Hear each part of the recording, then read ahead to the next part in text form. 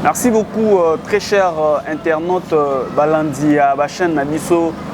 Nous sommes déjà là pour vous servir Nandeko Nanga, Justin Colin, invité Nanga à Lelo. Mesdames et messieurs, je vous demande de toujours partager nos émissions, de toujours liker nos émissions, pourquoi pas vous abonner massivement à notre chaîne. Très cher invité, aujourd'hui, avec mon invité, nous allons parler sur les questions tournantes autour de la politique congolaise, bien évidemment. Tokolobe la paix, l'Ikamwa, sécurité à l'est de la République.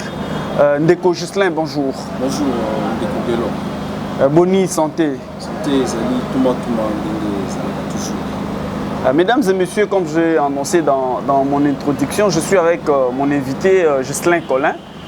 Il est déjà avec moi sur ce plateau.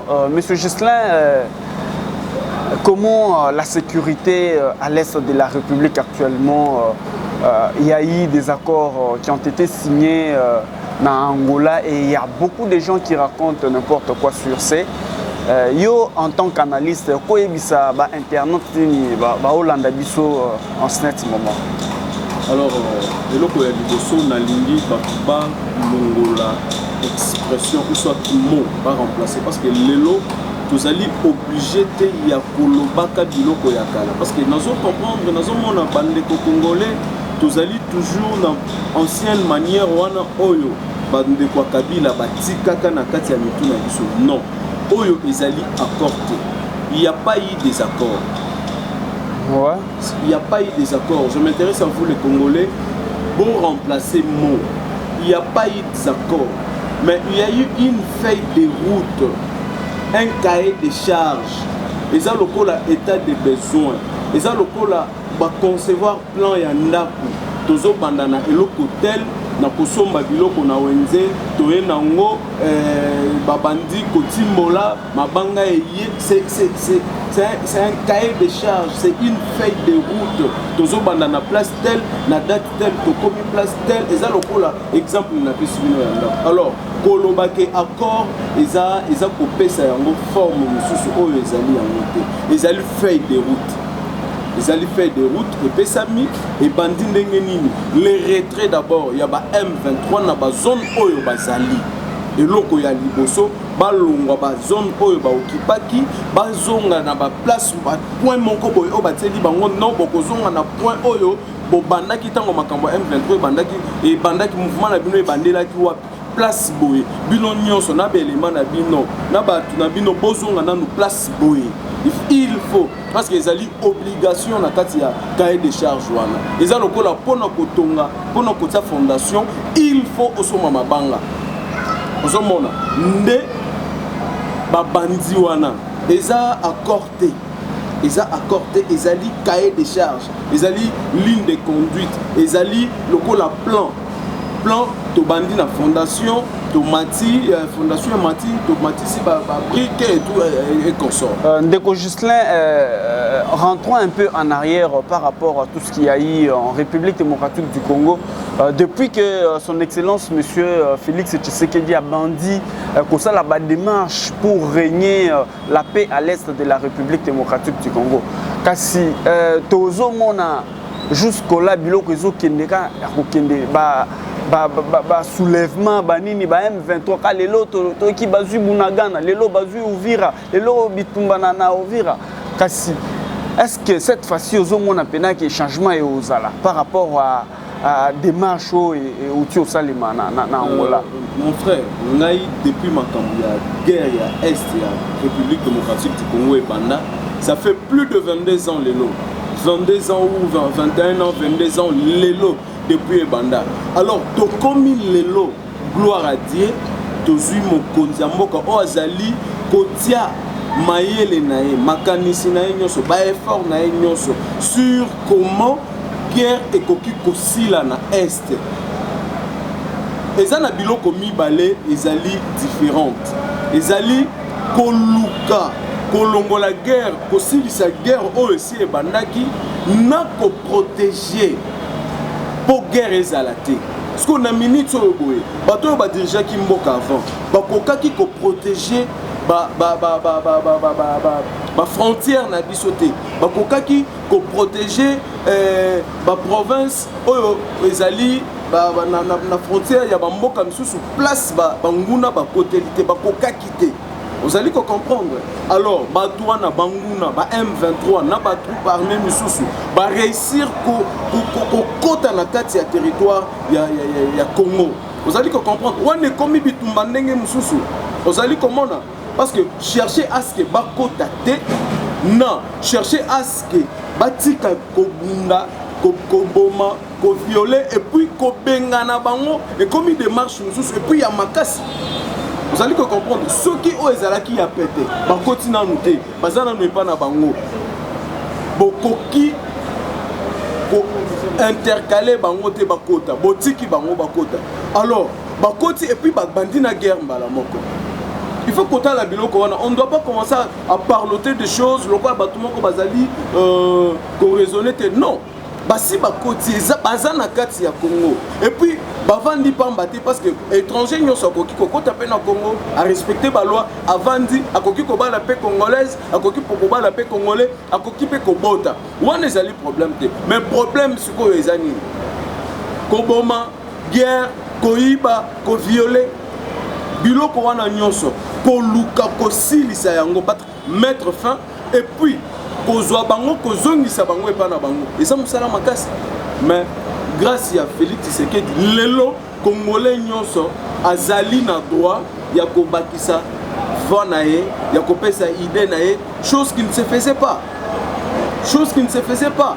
La guerre à l'est, la guerre à l'est, bon, mais lelo, tout le monde a les droits, a eu cette chance-là grâce à Félix Tshisekedi, la liberté de l'expression. Moutinho Swazali Koloba, Moutinho Swazali Koloba, Nenga Zali Koloba, oui. Et puis, Batobele Baloba va faire sa solution. Par résolution, nous ne sommes pas Félix Tshisekedi. Lelo, on peut faire des marches, on peut faire comme ça, imprimer Bapolo, non à la guerre, oui, stop la guerre et tout ça. Bon, comme ça, la été ici là. Lelo, et ça processus, parce que si Bakoti Bazana 4, c'est comme un processus moulaï. Et ça, le côté que lobby, boy, Baza Maboko Pambate. Lobby au nombre de Mabokende. Combien de fois, combien de chefs de l'État ont ordonné par lobby M23 de l'ingité Bolongwa? Kasi Ndeko Justin, Nalinga Tuna, quand même comparativement, compare un peu notre armée congolaise et le M23. Ce qui pénate l'unité kota sur terrain, tout bunda. Est-ce que au moins on a pénate qui est au long? Par rapport à la logistique Nabiso, na logistique à M23. Parce que récemment, il y a eu un cadre à Monisco, que M23 baza na armée lourde, plus que Bango Monisco. Est-ce que Monique est to koti pena na Zamba, poto bunda, to longo non, la ligne, les Congolais vont comprendre. Le problème aujourd'hui, pour gagner guerre na RDC, pour nous longola M23 parce qu'on n'est pas na bango et ça problème il y a logistique tokoki kozala na ba logistique tokoki kozala na logistique ya bien tokoki kozala na ba minduki ya bien tokoki kozala na ba arme ya bien mais soki batu oyo bazali kosalela ba arme wana na compte ya République démocratique du Congo na compte ya armée congolaise ba infiltrer bazali parce que armée na biso ezali armée ya kizobazoba biloko oyo M23 zali ko réclamer le lopo a intégré armée et ça biloko oyo troupe armée belé ba réclamaki et puis régime passé ba kotisa ki bango na kati ya armée na biso lelo yango moni tozo koka vraiment kozwa contrôle ya armée te tokoki kozala na bibundelo tokoki kozala na ba arme tokoki kozala na ba arme oyo zali koki ko gagner guerre contre le M23 mais le problème c'est que lelo qui utilisent ces armes-là parmi les gens qui, parmi le militaire, parmi les officiers, parmi les généraux, les colonels et ainsi de suite, parmi les chefs, il y a des troupes, il y a armée Nabiso, il y a des infiltrés, il y a des traîtres. Est-ce que vous allez comprendre? C'est-à-dire quoi? Baïk Mboka va comprendre que le problème aujourd'hui, ce n'est pas même avoir le Bibundelo, Mandouki, oui, pour Ezali. Mais le problème c'est que tant on tombe sur Rwandais au PCM Mundu qui moko yana par exemple au PCE, ceux qui bombardier a bombardé. Pourtant, Azali infiltré.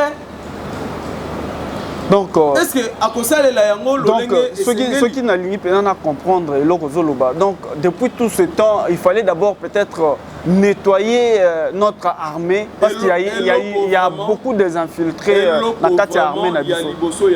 Armée na biso ezali armée ya kizobazo. Parce que si on veut vraiment analyser depuis tout ce temps, on a eu à faire l'affrontement avec le rebelle à l'est de la République. Pourquoi on n'arrive pas toujours à vaincre ce combat? On va sur place nga nazali koyebisa yo. Tozali na bibundeli. Po ata bazoloba non tozali na ngote non non wana ezali ba secret d'état tokoki ko vilponder yango boyete tokoki ko bimisa makambo susu boyete parce que banguna pe bazolanda biso. Mais seulement manduki wana qui vont utiliser ça au moment où on a une armée ya kizobazoba couleur à pembe, couleur à mwindu, couleur à rouge, po pembe alobaki nga pe naza pembe, boba kisanga kuna kaka, bozu boba kisie pendant toutes ces années.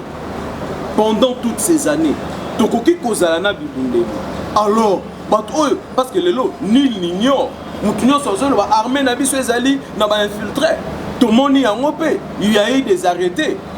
Bakangi batu mususu. Ba mususu bakangami et jusqu'aujourd'hui. Est-ce que vous êtes sûr que dans cette armée il n'y a pas encore des infiltrés? Combien il y a des troupes armées où il y a réclamé qui étaient sur le Takaka. Et puis ils ont réclamé Toko Tana Bagrade au Tozanango, dans le groupe il y a des rebelles. Vous vous imaginez? Lelo, la seule voie, Tozanango, Misala Yakosa les alliés belés. Batmazo Monakaka guerre na Est. Non, mais pour guerre ici, là, il faut qu'on bande quelque part. Il faut qu'on bande un point pour un autre point. Pour nous aussi, sa guerre. Les Andengé na autour de pour n'ako tele mandenge tele mi boye babanda kawapi. Ozu non mbongo monike mbongo ya ngoyo. Omoni côté to banda. Côté wana batu baso. Ozo tongela ndaku na kati ya ndaku. Na kati ya chambre oza na mbongo après. Déjà oza na mbongo tout ndaku na ndenge ya boye esi esili. Oyebi ke mbongo ya ngoyo. Ceux qui n'ont pas mbongo na bengi ingénieur. Mais mbongo ezana wana omoni ke mbongo ya otonganda. Si Kobino Bozoluka guerre ici là. Et pourtant pour guerre ici là, il faut commencer par quelque part. Bibunde les alliés. Mais qui vont utiliser ça au moment où on a une armée où on a des infiltrés. On peut ça bombardier na infiltrés. Au lieu de mettre à place Banguna Bazali, à aucun de mettre à place Nsus. Alors, Batouba Longolana Nunamituna Bango, ce n'est pas un accord. Les alliés fait des routes, les alliés locaux la plan, un plan qu'on a dressé, toko banda mongo yango, toko débloquer yango, to bengi ingénieur, toko ça la fondation d'engeni ni batimboli jusqu'à ce que n'a côté les. Ok, mesdames et messieurs fidèles téléspectateurs, binomoro bozolanda ndenge toza na kati ya ko expliquer biloko ndenge ezali. Donc faut pas vous fier à n'importe quel média, il ne faut pas donner des oreilles à n'importe qui, sinon on va vous dérouter, mesdames et messieurs. Donc donnez des oreilles aux gens qui peuvent vraiment vous orienter. Parce qu'il y a beaucoup d'ennemis des ennemis du Congo, beaucoup des ennemis des Congolais. Donc je demande à la conscience de tous les Congolais d'être vraiment vigilants, L'air est très grave, chers compatriotes. Soyons vraiment vigilants, l'air est très grave. Sinon, on va perdre. Nous poursuivons avec notre émission. Ndeko Ghislain, alors par rapport à l'opposant Nabiso et à Congo, est-ce que Bazo pèse sa position nini par rapport à Bitumba ou Yezana Est de la République démocratique du Congo? Dans l'analyse de Ngalelo, dans la République démocratique du Congo, on n'a pas d'opposants. Il n'y a plus d'opposants. Opposants basatés, mais seulement il y a des traîtres congolais. On n'a pas d'opposants parce qu'aujourd'hui, les loboés. Donc, opposants, ils sont traîtres. Non, mais moi, je me dis les opposants, ceux qui s'appellent opposants, ce ne sont pas des opposants parce que Bazali copie sa message, opposants, copie sa tête. Ce ne sont pas des opposants, moi je les appelle des traîtres. Ceux qui s'appellent opposants, ce sont des traîtres congolais. Bazaba opposanté. Biso tu es opposant, Makamo Bazali qui kosala. Nakoki kopé sur un exemple depuis ya Chichi ya Koufa. Nani opposant nini à Téléman sur le lobby ville morte, tu vas respecter yango. Ce qu'on a opposant, l'Oba Bongo, tu vas respecter tout ton opposant. Aujourd'hui au Congo, il n'y a pas d'opposants, il n'y a pas de l'opposition, mais plutôt on a des traîtres congolais.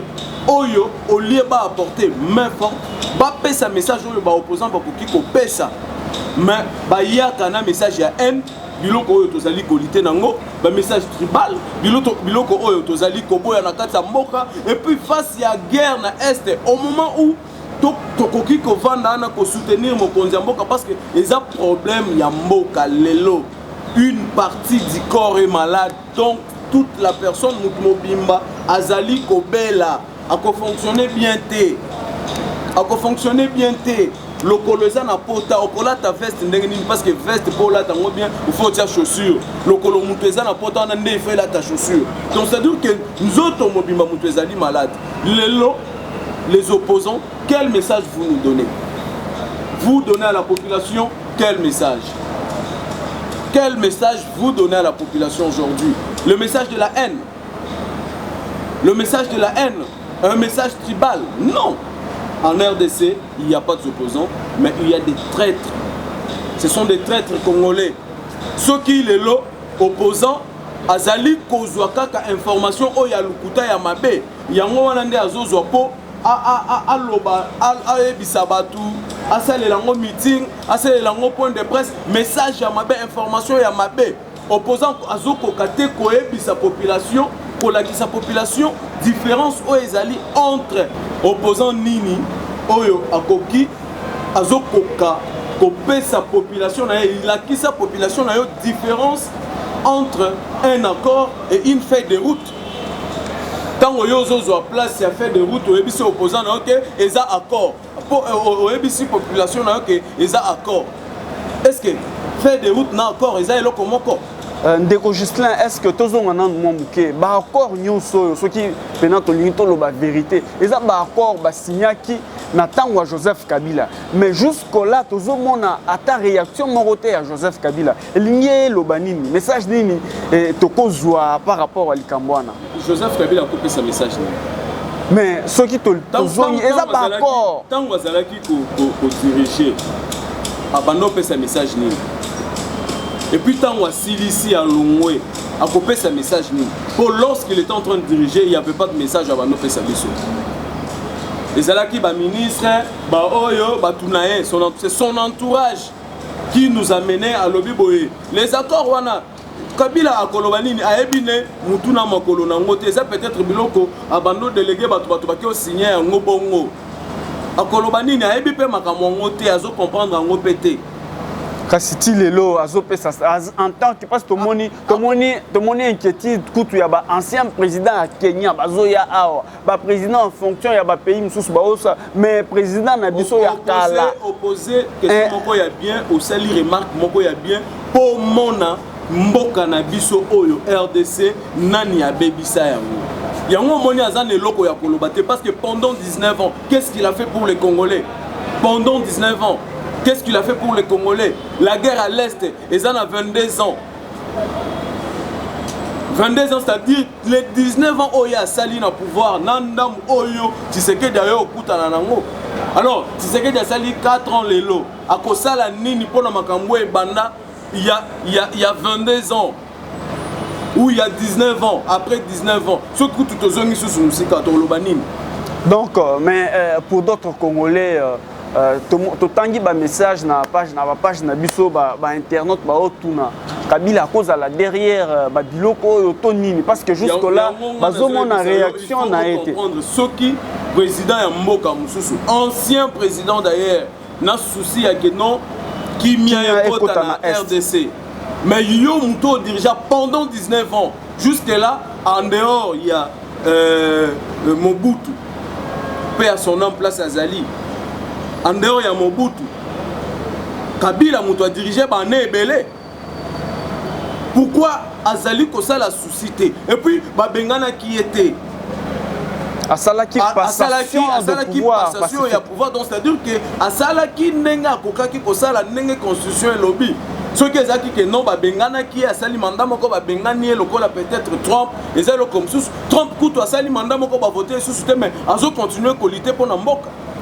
Avant peut-être to kota makambo justice à cour constitutionnelle to na occupé ndeko Vital Kamerhe président ya INC a lobby a sengipe to kende na négociation na ba M23. Au cours de l'analyse nini par rapport à l'Ikamwana, nous avons rappelé que Vital Kamerhe a pe leader côté kuna est de la République démocratique du Congo. Alors c'est une négociation pour mboka eke na négociation na ba M23. Moni soto bandi nga personnellement, j'ai beaucoup plus de respect na Kamerhe et nga na comprenant qu'il y a un style naé. Est-ce que au zongi marche arrière depuis Kamerhe à Longwa Kabila à se retrouver à na makambo ba négociation. Est-ce que ça l'analyse zonga bien Kamerhe depuis à Longwa a quitté Kabila tant à Longwa Kabila wana. Depuis là à se retrouver à na makambo négociation et puis ba proposition na mingi ezalaka ka ba négociation. Mandeni. Mais nazo yebisa yo depuis à Longwa les araka tokende appuyer kaka ba biloko ya ba négociation. Comment nous un état souverain, une nation souveraine, comment on doit se permettre d'aller négocier avec les rebelles? Ce n'est pas négocier avec un autre état, mais plutôt négocier avec des rebelles. Qui ne sont même pas congolais. Il faut ajouter qu'ils ne sont même pas congolais. Parce que dans le Bakayango, s'ils étaient des Congolais, on devrait les appeler. Qu'est-ce que vous voulez? Et ça, le col à Makambu ya banzete, tozo pekisa batu bakata nzete, mais misolo ezali koya batali misolo wana batuana o bazalaki ko vivre pour na banzete, basale la bango nini. Kamerhe depuis à Longwa Kabila a vivre kaka na ba négociation. Hein? À côté de la négociation, il y a Eden Kodjo Azalaka facilitateur. À Longwa wana monia se retrouver à Boyonga na ko siéger à Tindi Batunae. Et puis, oh non, ça va. Tu es qu'au na Saint-Sylvestre. La négociation, mais il ne faut pas aussi oublier que Kamerhe est leader dans l'Est de la République. C'est pour cela que il y a une négociation parce qu'il est leader. Leader parce que dans l'Est, vraiment, il y a un vrai boy. Dans l'Est, il y a un Kamerhe parcours politique. Parcours politique. On a un système de jeunes. Chaque équipe, ils ont un système de jeunes. Il a se retrouver beaucoup plus dans ma communauté de négociation. Parce que dans ma non élection, nous avons sûreté que a remporté. Dans l'élection, il y a il y a une carte qui beaucoup plus appuyé la négociation. Merci beaucoup, Bandeko Balandi. Donc, tu sais que dans le Libonga, d'ailleurs, question, tu sais que dans Tunaka et Zalaganine, qui a dit que pour gagner aux élections, il faut se faire des alliés. Alors, après Kamerhe atali akosala nengenini akoka kosalie na Katumbite akoka kosalie na Bafayulu te na batumsusu wana alobi bon apporter choix na Félix Tshisekedi. Pourquoi? Parce que Félix Tshisekedi est le seul candidat favori à l'époque. Le seul candidat favori. Comme on dit ça, Félix Tshisekedi est bandaki en Afrique du Sud. Parce que pour le candidat unique est bandaki en Afrique du Sud. L'Afrique du Sud, candidat favori est Félix Tshisekedi, qui n'avait jamais travaillé avec Kabila et puis qui était populaire. Bah critère yangwana. Alors tellement que banda bundisa e kaka basali manigance balongoli ba assise atelier en Afrique du Sud et comme une autre que nango Genève. Ba comme Genève ti Félix Tshisekedi azalaki ne kaka candidat favori. Ti omoni ba manigança ki ndenge ba manigança ki pope misafayulu. Toyebi histoire. Les autres les manamisu na biso. Et ça, histoire, non, ce sont des choses qui s'est passées sous notre barbe. Alors, ça l'analyse, ça l'a bien. Vital Kamerhe depuis alongwa kozala allié ya Kabila appui ya kaka ba négociation boyena boye moko vraiment boye moko azala na combien de députés nalingaki natuna mutuna toujours par rapport à Vital Kamerhe nazoyoka bato ya INC bazoloba par rapport à convention, accord, il y a Vital Kamerhe na Félix Tshisekedi. C'était prévu qu'après 5 ans, il y a Félix Tshisekedi, Vital Kamerhe a dirigé pour 5 ans. Est-ce que vous êtes sûr que le Kwane est au Salemana Congo? Dans le Biboye. Par rapport à la négociation, on a biloko abattoir INC Bazoloba. Dans le Biboye, les accords se font et c'est qu'il faut comprendre.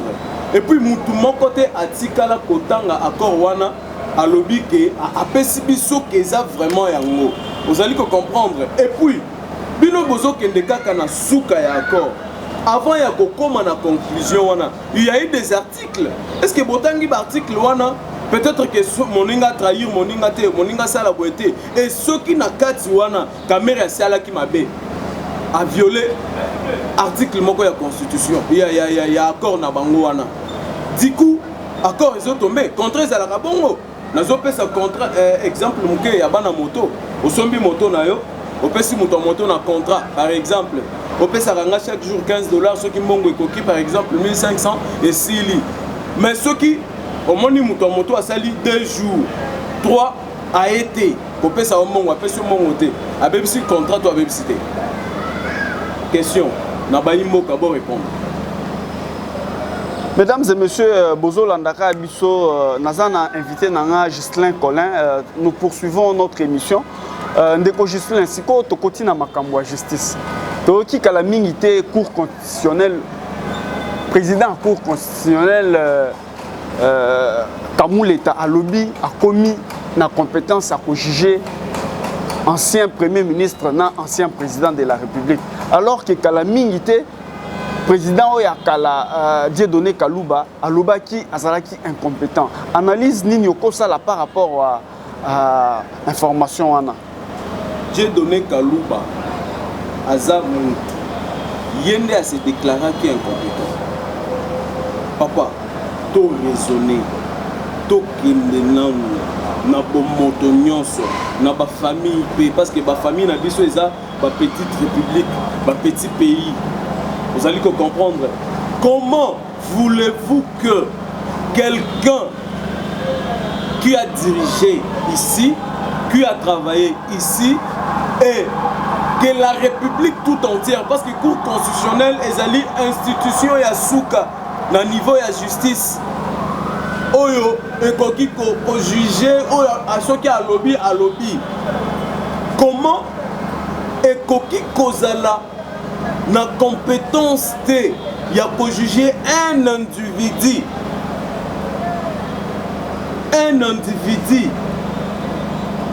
l'ancien premier ministre n'est pas une institution primature, c'est un individu qui est devenu ancien, il est ancien, il ne marche plus avec la signature de la primature de l'institution, il est un ancien, c'est un individu, Atikali, citoyen simple,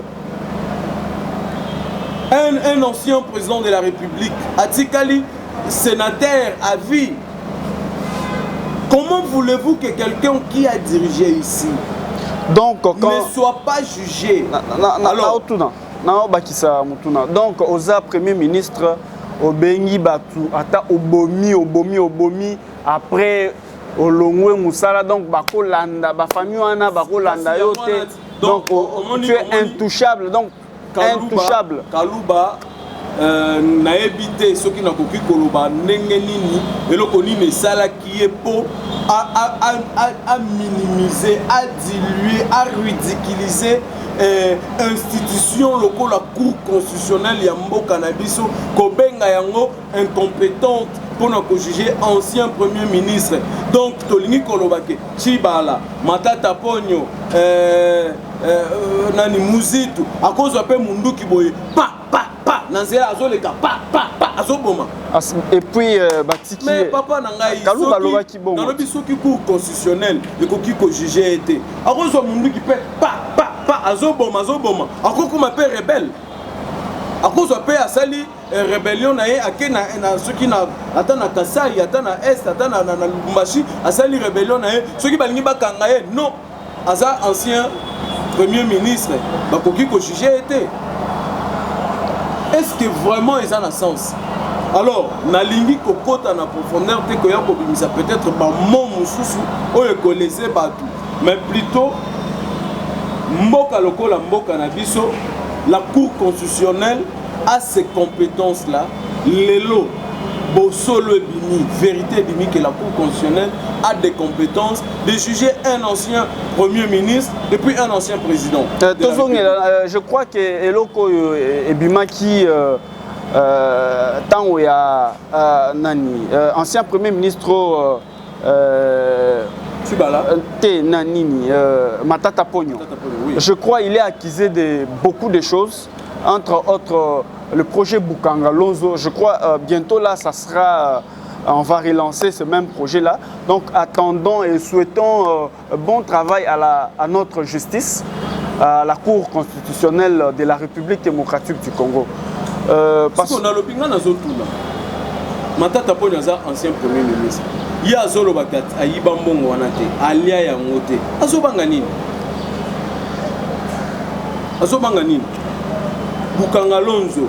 Yo, là, l'isamo Bukanga Lonzo, ata moko, ata tomate. Babkinoa, nani aliaka, ata le kolo moko et uta Bukanga Lonzo, ata tomate moko, ata aubergine. Les projets, Mbongo et Bimaki. Bon. Puis il expliquer non mbongo ebimaki pona Bukanga Lonzo eloko moko ya rapide yaki wana ifato sala nzela ya koto érosion esalemaki yango tozaki non ya ko expliquer ce qui est valable bato bandimi yango yo zobanga nini ozwaki mbongo ba débloquer yango eza pona Bukanga Lonzo ata mutu moko te ata cameraman moko te ata nani kinoa na tuni ba kinoa nani alia ne fiske ekolo ya masangu euti Bukanga Lonzo ata aubergine ya pamba. Pour répondre biso soki bolia biso to éviter ozo banga nini yo osalela mbongo wana ndenge ba pesa yo osalela yango oyibi ata 130. Mais va expliquer et comme non voilà aucun même pas ko expliquer sur le dossier ozo welela nanu koloba non ba déclarer yo non justiciable non. Donc kende o expliquer ce que ozwaki mbongo ya Bukanga Lonzo bosaleli yango nanu eloko mosusu to bosomaki yango manduki o expliquer to comprendre. Donc bientôt là on aura le temps de voir. La Cour constitutionnelle est compétente pour juger, entendre, écouter un ancien premier ministre et un ancien président de la République. Et puis na dossier à Bukanga Lonzo oh bato basé belé apparemment neti c'est comme si ancien président pe aza na wana et ça la raboye et ça les maki na temps ya nani ya président nini ya Zalaki et puis premier ministre Zaki nani bon nani a budgetisaki yango ministre a budget Zaki nani bon nani a bimisaki mbongo ministre a finance Zalaki nani bon banani il fallait pas exécuter. Donc bato ba ozale belé na dossier wana na projet wana ya Bukanga Lonzo. On va passer à notre dernier point dans cette émission, mesdames et messieurs. Siko na limina tuna par rapport à tout ce qu'il y a, bientôt 2023, il y aura élection en République démocratique du Congo. Est-ce que tu es vraiment conscient qu'il y aura élection en République démocratique du Congo? Parce qu'il y a soulèvement, Batebele, Bazoloba. Mais toi, en tant qu'analyste, l'état où la RDC est en ce net moment, l'état où la CENI, la population de l'Est, partout, tout ce qui se passe en République démocratique du Congo. Est-ce qu'il y aura élection ici en 2023? Moi, ce que je vais dire à la population congolaise, c'est que la CENI, la seule organe, l'institution reconnue, habilitée à organiser les élections et publier les résultats de ces élections-là, est en train d'évoluer. C'est lui qui pourra nous dire que voyons les enjeux de tout ça. Voyant ça et ça et ça, je ne peux pas organiser parce que l'argent y est. Mbongo na disposition à Seni et Zali pour organiser l'élection. C'est-à-dire ces problèmes n'est pas au niveau du gouvernement de la République, non plus au niveau du président de la République, mais plutôt c'est l'institution, parce que cette institution, c'est la biso calendrier électoral, c'est récemment. Vous allez comment là? Alors, il y a un autre point qui s'ajoute, c'est quoi? Parce que l'institution habilitée à organiser les élections et lobby, il y a Zali prêt à organiser les élections au travers de toute la République. Mais il y a un problème. Est-ce que Toko voté dans la RDC, une partie à Congo et Zali ko voté la partie Est aujourd'hui, les lois et Peli, les lois et Salibo et tout ça. Banger à cette Seni, à cause de l'argent, à Tinda Bango Kuna, na ba machine, bakende kokufa ba machine, ok, ba résultat ya ngambo wana, ya vote. Toko zo yango ndenge nini? Pour soit ba organiser l'élection, ba longoli cette partie là de l'Est. Donc automatiquement, ça va expliquer que Est est dans la RDCT. Ce qui est élection est salami dans la RDC et que Est élection est salami parce que guerre est zakuna. C'est un point. Tout mais qu'on comprendre non. Tout ça la nengenika. Ce qui kaka est salami que élection est salama. Tout le la Est parce que bitu mezakuna. Ce qui tout le Est automatiquement to déclarer en haut Libanda ya RDC parce que l'élection fait ça les Congo Mobimba non? L'élection fait ça les Congo Mobimba. Mais ceux qui te l'ont Est. Donc Est du coup et l'ongwe na kati ya RDC to bambia ngo ceux qui na Uganda to na Rwanda. Malamoko to comprendre que Congo ezaka ka côté o élection ko salema. Bato na nde ba voter qui président. Donc bango bazela na tour na bango peut pas voter président na bango. Alors est-ce que tu trouves que si ça s'est passé, si il arrivait que le président de la République et la CENI trouvent possible d'abord de se concentrer à faire régner la paix à l'est de la République. Comment on a dit que les opposants vont profiter par rapport à tout ça? Aujourd'hui, la Constitution le dit. On a une Constitution. Le président de la République a dans sa charge Koluka aske Congolais nyonso azala bien. Ba olobate ke wana a créé pour ba ce que moni lobby bongo aza soifé à pouvoir. Aza na posa comme na pouvoir, aza na ba projet na peut-être banda ko facile ça ou soit aza na posa peso ki ndenge nini parce que lelo ndenge za boy tous on doit être focalisé sur la recherche ya paix na intégralité ya moka. Vous allez comprendre mais si le chef de l'État yende akendaka tango bakena ministre sommet opposant ni nakendaki koluka ko trouver paix nani azokendaka na ba 6 boye kutana na oyo kende boye sala boye ndenge ye azokende parce que c'est le président de la République. Constitution mutu epesi pouvoir wana epesi pe ba devoir wana c'est ça lolenge moko constitution epesi ba devoir yake atali que non na minute oyo moyen tout ça la élection na Congo sans pour autant qu'associer la partie Est vous allez agresser les lots na ba M23 na ba ADF moyen tout ça la yango ezate parce que kozala lokola kokata ndangu ya Congo kolongola yango na kati ya Congo on ne peut pas faire ça à Koloba non pour le moment on ne peut pas faire ça parce que c'est lui le garant du bon fonctionnement des institutions, c'est lui l'assurance de bonne vie, de la paix des Congolais. Et quand je parle des Congolais, je ne parle pas seulement des Congolais qui sont à guerre ou qui sont dans des milieux où il n'y a pas la guerre, mais je parle de l'intégralité du Congo, tous les Congolais. Et même ceux qui sont à l'Est aujourd'hui en train de subir la guerre, des violences, ainsi de suite. Comment voulez-vous encore l'ère privée des élections?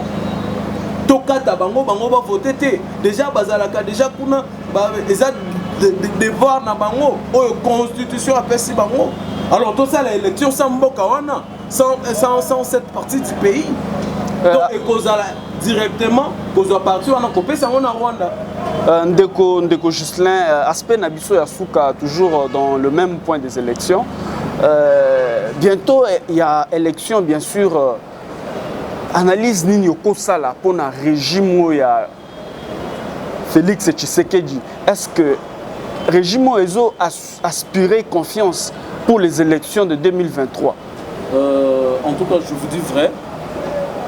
Ça là, Tala sondage pour comprendre que par rapport il y a un régime sur les cas régime où il y a Tshisekedi ezopesa pena confiance au moins on dit que Félix azali na confiance il y a bateau qui va voter na le régime que je parle de la présidence de la République aujourd'hui parce que c'est le président qui va nommer institution sur le ministre et consort. Je parle de la présidence de la République aujourd'hui parce que c'est lui le représentant du régime. Kota na ba transport, kota na ba ONG, okoyoka vraiment ba tolobaka ah mona mobali oyo azobunda vraiment. Yeso ki to bakisele mikolo mususu vraiment na pouvoir Congo ekosi et kobonga, Congo ekozwa kimia. Alors, c'est par rapport à ça. C'est sur base de ces éléments-là que nous on fait des analyses. On trouve des conclusions et des résolutions sur les analyses que Ndeko Tshisekedi azali na chance. Il y a que ce qui n'a 2023 élection et Salemi Abima sous président de la République. Ndeko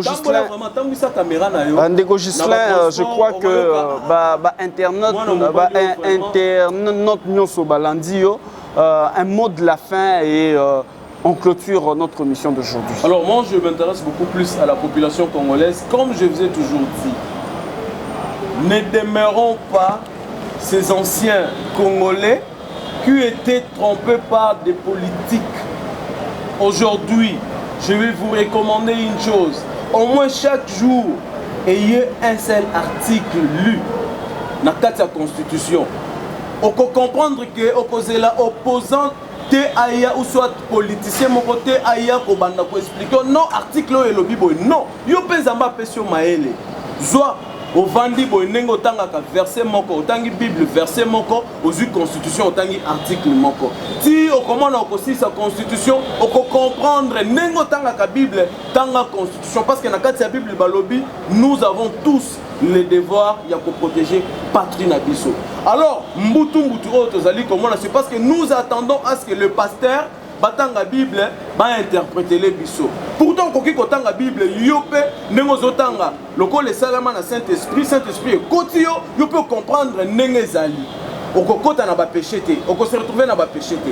Nenge moko na constitution. Ce que otangi article moko, o comprendre yango. Lobi otangi article mususu, o comprendre yango, oko comprendre que non politicien moko ya telemi wana alobi boye lukuta c'était des abongote ngana tanga ki bongote na nini wana. En tout cas c'est ce que moi je vous recommande aujourd'hui. Merci beaucoup Ndeko Ghislain. Nous sommes arrivés pratiquement à la fin de notre mission, mais avant de finir, je vais ajouter un peu Monsieur Ghislain.